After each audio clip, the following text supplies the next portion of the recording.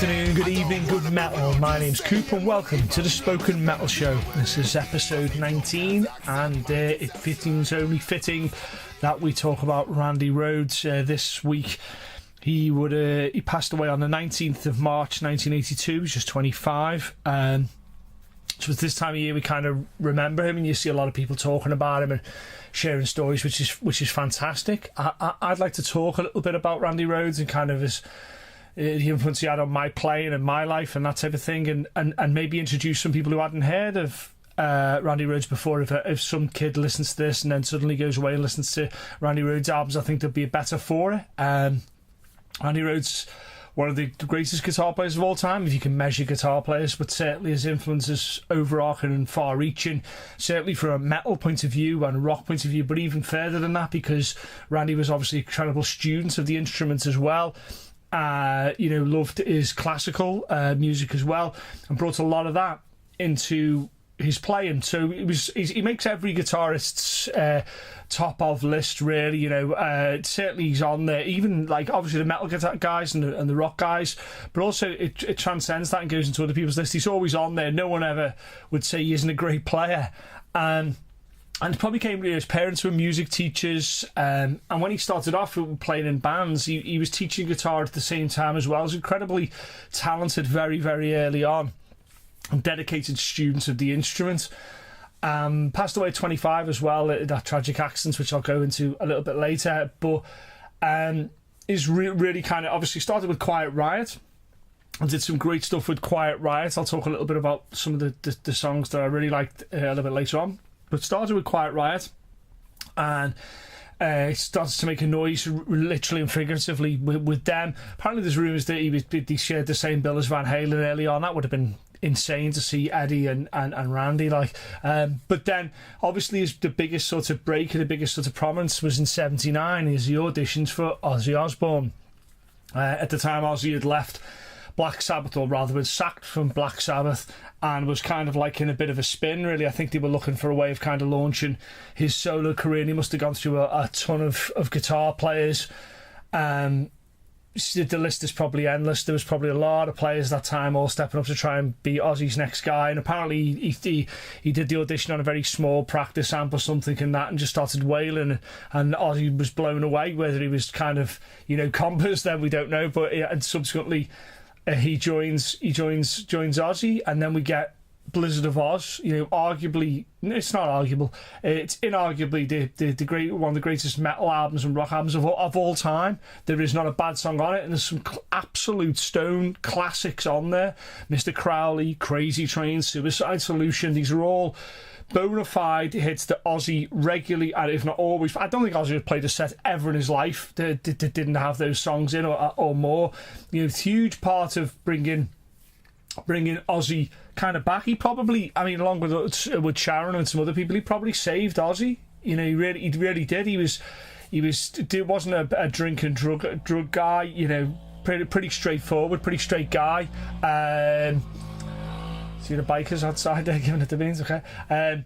So yeah, he was a pretty straight guy, and I think he brought a lot of balance to Ozzy. I think he really did. Apparently the last things he said to Ozzy was like, knock the drinking in the head a little bit, and he was just brought this whole structure, I feel, to him. You talk about when he did Blizzard of Oz, you think about like how he wrote Suicide Solution. That was just, that opening riff was just Randy playing around, and Ozzy goes, "Oh, that's a great riff. Let's go and do something with that." You look like Goodbye to Romance, and that was Ozzy humming this rhythm or melody, I should say, that he didn't quite have figured out. And so Randy was like, "Okay, let's sit down and let's figure this out." And then the tour that followed is just some of the best playing by the whole group of them, to be honest with you. The Ozzy, maybe one of his best periods, certainly. And then right until Zach came along, and maybe Jakey Lee, that was some of the best stuff he'd done, and still holds up now. And then you go into the second album, and he did two with Ozzy, Diary of a Madman. And even that's got some Over the Mountain, Believer, that type of thing. Has just got some insanely good playing and insanely good tracks, and that was just clearly, Randy really finding his feet and kind of, really sort of approaching rock in a different way. He brought all those like kind of classical stuff in it. There's diminished runs and minor type of progressions and stuff. He brought all that in, and kind of like he just stood out straight away from everybody that was doing the normal rock thing. Like, incredible composer of a solo. Think about the solo from Crazy Train. Incredible composer of a solo. And kind of thinking out throughout the solo, really as a jump off point from the song to really put your stamp on it. And then, around this time, he apparently wanted to leave and earn his music degree. I think he maybe got a little bit bored of the rock and roll thing. Not bored, but certainly thinking, well, I think I want to move on and challenge myself even further. He wants to earn his degree.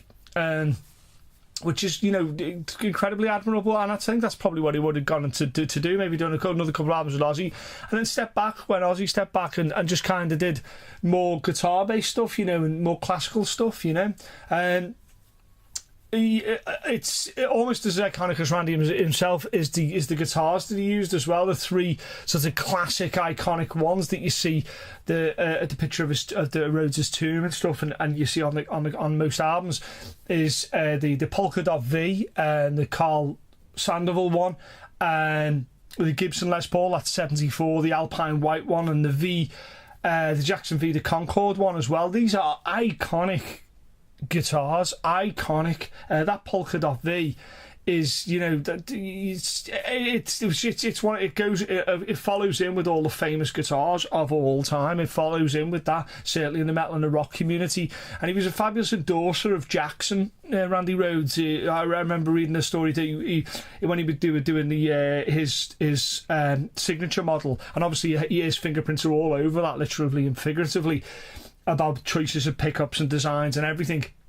They asked him if he wanted to go to the factory, and he said no. He said he didn't want to see. He just wanted to see the end result with the guitar. He didn't want to get let into the magic of that of that instrument. It was like he just wanted to see it finished. There it was, and he'd play it. He didn't want to know what went into doing it. He didn't want to see what had behind the curtain, so to speak. And I think that's absolutely fabulous to see that. And to he still believed in the instruments itself, which was fantastic. Even on the road with Ozzy, he's doing lessons. He's taking lessons, not giving lessons. He's taking lessons. So he's finding a teacher, and he's going in and with this teacher and still trying to improve himself. And that's one of the biggest things you get from Randy Rhoads. Is he was never happy with his playing. He was always, what else can I do? What else can I learn? How can I improve? How can I bring this into what I'm doing? Incredibly important that to anybody who's a musician of any instrument to approach it was. So his last show was March 18th in 82, just obviously a couple of days before he passed. And I don't want to get into the details of it. It was a plane crash. It was by they were trying to buzz that is right, fly very close to the tour bus. The whys and wherefores, who's flying it, why he should have been doing it, and all the rest of it is irrelevant at this stage, I guess. He dies almost instantly, if not instantly, in the plane crash. And as quick as the bright light burnt, it was snuffed out. And it's only when you read interviews with Ozzy afterwards that you're like, it took a piece of Ozzy. Think about someone who's come along and pulled your life together, give you something to hope for, give you something to dream, believe in yourself again, and that person's taken away from you. I can't imagine how shattering that is. To think that to leave the situation that they're in, and then to come back, and I think Brad Gillis filled in for a little bit, is just unbelievable. Just an unbelievable thing. The Rhoads' tomb is now a place where a lot of fans go to celebrate on his birthday and his passing, and they and share stories, and that's beautiful. There's some great footage of fans doing that, and there's some wonderful footage of Zakk Wylde turning up and meeting the fans and talking to the family and people like that, because every guitarist that Ozzy gets after it owes a debt to Randy and has to do some of Randy's stuff. You have to do it. It's as simple as that. Jakey Lee, Zakk Wylde, the list is endless, but all those people have to pay, and they all talk about how difficult his playing is and how hard it is to get exactly like him, which I think is beautiful. But watching I urge you to watch YouTube with Zakk at the tomb, and that just shows you how much he has love and respect the man had for Randy, and the fans have as well. And We later on got the tribute album with that wonderful cover of Ozzy lifting up Randy, which is just iconic. I have a friend in the band Dead City Ruins who has that tattooed on him because it's that iconic. It's up there with If You Want Blood and the cover of Highway to Hell and Slayer's cover and Master of Puppets. It's iconic. It's purely iconic, and that is one of the greatest live albums of all time. Full stop. One of the greatest guitar playing albums of all time. Full stop. And one of the greatest Ozzy albums, all three of them in one fabulous album. Download that album, and that is a primer for listening to Randy, and just understand just how fucking incredible a player he was. And that leaves a very lasting legacy. As I said, I've got a friend who has it tattooed on them. That album, it still holds today. The tracks that they recorded and Randy Rhoads still play into Ozzy's set even now, and are maybe Ozzy's biggest songs ever of all time. Listen as well to when he covers Paranoid, because at the time Randy was kind of following on from Tony Iommi, and kind of, so they did Paranoid, and Children of the Grave. So even then, Randy was following on from Iommi's steps, if you know what I mean. So that was fantastic that he could do that, and he makes it. It sounds fucking amazing. No slight on Tony, because Tony's an incredible player, but it's interesting to just see what Randy does, and in Randy's hands it becomes an entirely different animal entirely. So if I had to suggest sort of the best three songs that I would take away and listen to, if you either don't listen to Randy or you've never heard him before, or you do and you love him a bit, I would suggest checking these out. And the first one is on the tribute album, and it's actually the acoustic song, and it's actually the outtakes from the acoustic song. D is obviously Dolores' his mother's name, but there's a wonderful sort of classical piece that he does there, but he also does the outtakes, and they've left him where you can hear Randy talk, and he tells about a jet flying over, like, I just had that bike ride past me, and you can tell he's just recording it, and you can tell how unhappy he was, and when he fluffs the notes, and it's wonderful to hear someone who is as accomplished as that fluff some bits and pieces and is clearly working it out and getting it right, and it's very intimate. It's a very beautiful thing, and I suggest you listen to that. Then I suggest you listen to go back to Quiet Riot and the 9-minute 50 version from the Randy Rhoads years of Laughing Gas. Laughing Gas is the first time where he is allowed to stretch out and break out his chops, and it's absolutely insane to listen to that man at that age playing like that. He's touching on stuff and ideas that really were way ahead of what other people were doing. Superb 9 minutes, 10 minutes worth of playing. I suggest you check that out. It's absolutely incredible. The Randy Rhoads years by Quiet Riot, Laughing Gas, and then Head and Shoulders, The Mountain for me is the live version on tribute of Suicide Solution. It's peerless. It's absolutely peerless in so much as it shows you the song Suicide Solution, beautifully constructed, very simple riff, and then he just opens up and just goes, and his playing is frighteningly good. He's covering so much ground, bringing in a wealth of influences. The classical side is fully on display there, really kind of opening up. It's never boring, even though it's massive and long. Absolutely superb. Suicide Solution from the album Tribute. So I hope you enjoyed just a little bit of this. We had a little conversation about Randy there, and I hope it makes you go away and take a listen to Randy and hopefully appreciate him a little bit more. Certainly he was a huge influence in my playing. Made me pick up a classical guitar and learn classical music purely from listening to Randy.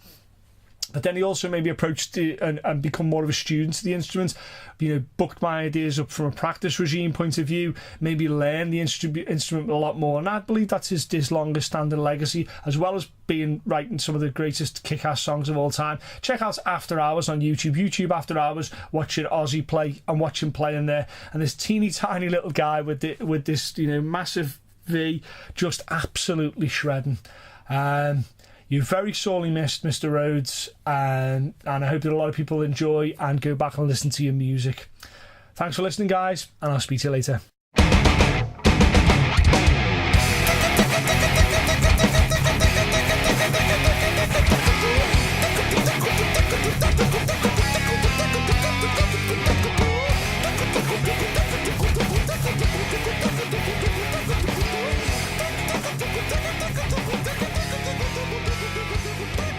I don't wanna be rude.